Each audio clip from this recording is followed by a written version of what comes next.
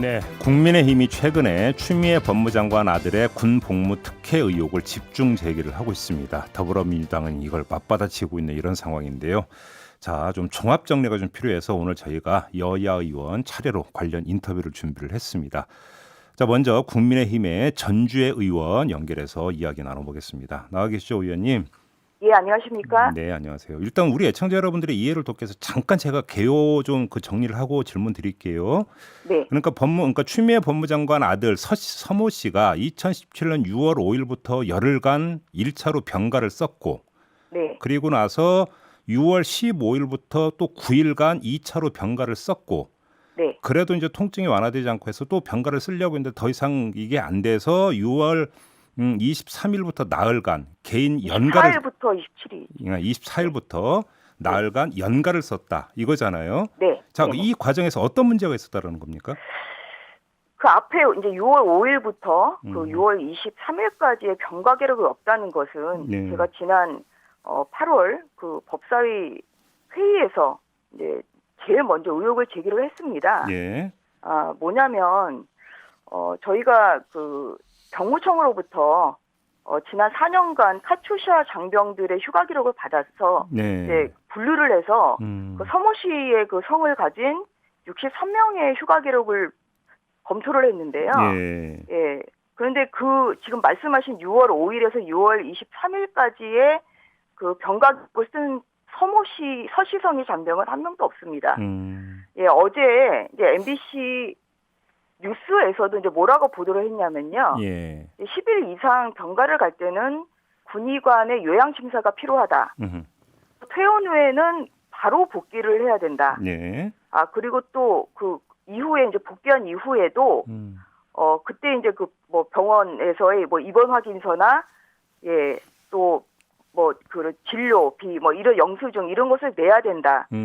그런데 이제 이런 것이 전혀 이루어지지 않았고 지금 보도된 바에 따르면 3일 입원을 했고요. 네. 한 번 정도 외래 치료를 받았다는데 이렇게 나오고 있습니다.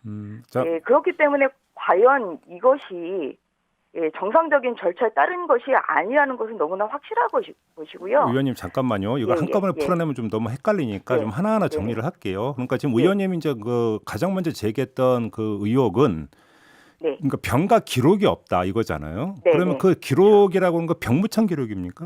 경무청에서 받은 자료에는 없습니다. 그러면 지금 이 서모 씨 측 변호사는 뭐라고 주장을 했냐면 1차 병가 같은 경우는 국구 양주병원에서 그다음에 2차 병가는 삼성 서울병원에서 필요한 서류를 받아 제출을 했다. 이렇게 지금 그 주장을 하고 있는데 이 서류 한번 확인해 보셨어요, 그러면? 저희가 확인을 할 수는 없죠. 그런데 뭐라고 그 며칠 전에 정경두 그 국방장을 얘기했냐면요. 네. 예, 서류상에 그런 게 안 남겨져 있다고 얘기를 했습니다. 그러니까 뭐냐면 제가 그 변호인에게 하고 싶은 이야기는요. 네. 지금 추미애 장관도 그렇고 이 사건과 관련해서 나오는 이러한 그 말들 그 이야기들은 모두 다 자료 증거 없이 지금 말만 되풀이하고 있거든요. 근데 아시는 바와 같이 서모 씨 그냥 본인이 직접 진단서를 발급받을 수가 있어요. 내가 언제 발급받았는지. 또한 그래서 본인이 그렇게 떳떳하다고 하면은 지금은 말로만 그 할 것이 아니라요. 본인이 직접 그 양주 군병원 그리고 삼성 서울병원에 가서 그때 받은 진단서 또한 발급 시점이 굉장히 중요합니다.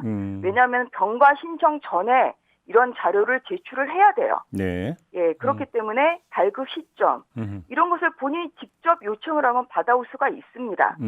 그래서 지금은 100번의 말보다는 한 번의 행동이 필요한 시점이고요. 예, 그렇게 말만 되풀이하지 말고 본인이 직접 아니면 추미애 장관이 직접 그런 서류를 제시를 하면서 본인들의 무고함을 뭐 반박해 주는 것이 오히려 필요한 시점이라고 생각을 합니다. 그러니까 일단 그러니까 첫 번째 이 문제 같은 경우는 그 관련 서류를 제출하면 깨끗하게 클리어될 수 있다 이런 주장이신 거잖아요. 그다음에 지금 안 남겨져 있다는 것이죠. 이건 개인 의료 기록이기 때문에 아무리 국회의원이라 해도 이제 그 의료 기록 달라고 할 수는 없으니까 물론입니다. 본인이 떼서 제출을 해야 되는 문제다.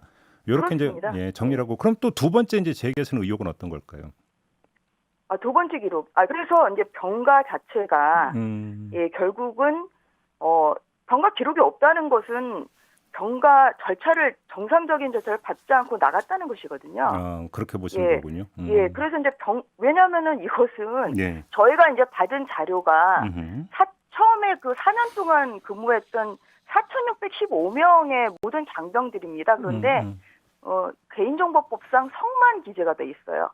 그래서 저희가 예. 서시성을 가진 그 장병을 불렀더니 63명이었고요. 예. 그런데 보면 서시성을 가진 장병 중에서도 이렇게 그 정상적인 절차를 밟고 병가를 난 기록들이 있어요. 예. 그게 그 4명이 이제 그랬고요. 그 4명은 그런 절차를 밟았습니다. 이게 군 복무에서는 이 인원 관리가 굉장히 중요하지 않습니까? 네. 그렇기 때문에 군부대에 없다는 것은 타령이 되기 때문에 당연히 그 전에 나가기 전에는 당연히 그 정식 절차, 그러니까 뭐 이 지금 병가 같은 경우에는 진단서나 소견서를 직접 제출을 해야 되고요. 그 다음에 휴가 명령서, 지휘관의 휴가 명령서 이런 것이 남아 있어야 됩니다. 잠깐만요, 위원님. 잠깐만요. 그럼 여기서 그럼 질문 좀 하나 더 드려볼게요. 이제 조금 전에 병무청 기록에는 없다라고 말씀하셨잖아요. 그러면 병무청에 이런 이제 휴가 병가 기록 며칠부터 며칠까지 갔다는 이 기록 자체가 없다는 거죠. 혹시 그게 해당 부대에는 있을 가능성은 없을까요? 전혀 없습니다. 저희가 그건요.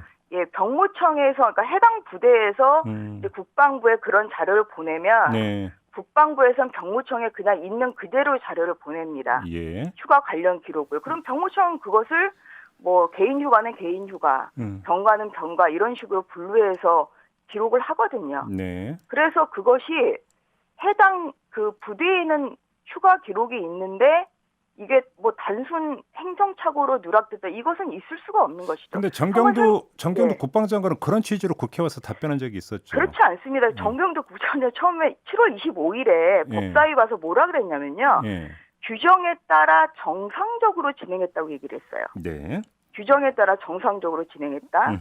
그다음에 추미애 장관은 지난 이제 8월 25일에 뭐라 그러냐면 군 병원에 사전 진단서를 제출했다 이렇게 말씀을 하셨어요. 네.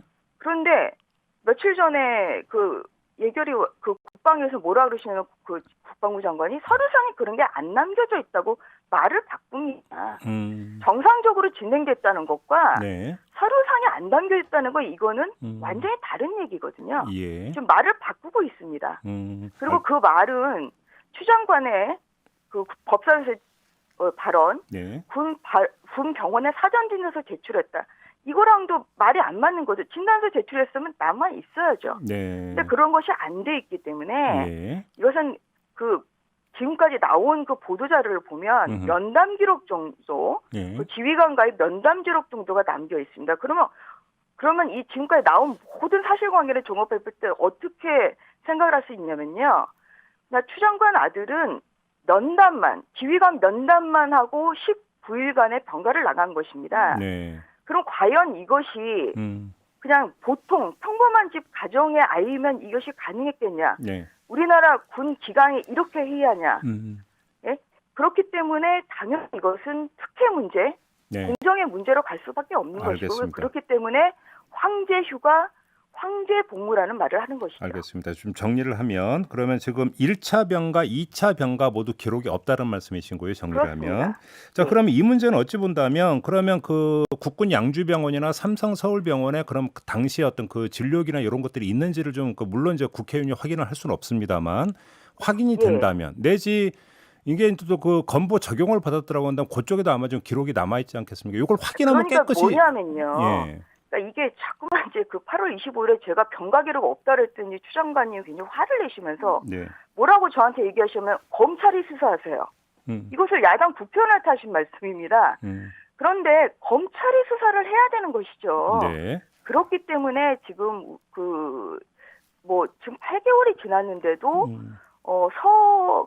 그러니까 아들 그 서모 씨는 아직까지 소환 조사가 안 되고 있습니다. 아, 그래요? 알겠습니다. 과연 이것이 정상적인 수사라고 할 수 있는 건지 이게 결국은 검찰에서는 추미애 장관이 현직 법무장관이기 때문에 결국은 공정 수사를 하기가 어려운 상황이라고 보이고요. 알겠습니다. 하나만 더 그렇다고 여쭤볼게요, 하면은 의원님. 특검을 해야 되는 거 아니냐 이런 것을 좀 생각해 볼 시간. 알겠습니다. 또 하나 이제 제기됐던 문제가 이게 이제 추미애 장관이 이제 그 민주당 대표 하던 시절 아니겠습니까? 자, 네네. 보좌관이 그 부대에 전화를 해서 휴가 문의를 했다라고 이제 의혹을 제기한 바가 있는데요. 네네. 이건 전부 다 이제 확인이 된 사실인가요?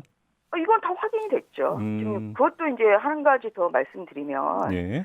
그 며칠 전에 그 예결위에서 저희 당 그 의원님의 그 이제 질문에 대해서 아니 그 뭐 보좌관이 왜 전화하냐 예 그렇게 부인을 하셨어요. 그런데 이 부분은 군 관계자들도 지금 이것이 불거지기 때문에 요새 내부 감찰을 하는 것 같은데 예. 이것은 뭐 군 관계자의 보도에 따르더라도 예 그 부분은 확인을 했다. 지금 이 부분도 지금 추 장관이 그러면 지금 거짓말을 하고 있는 겁니다. 그러면 생각을 해보세요.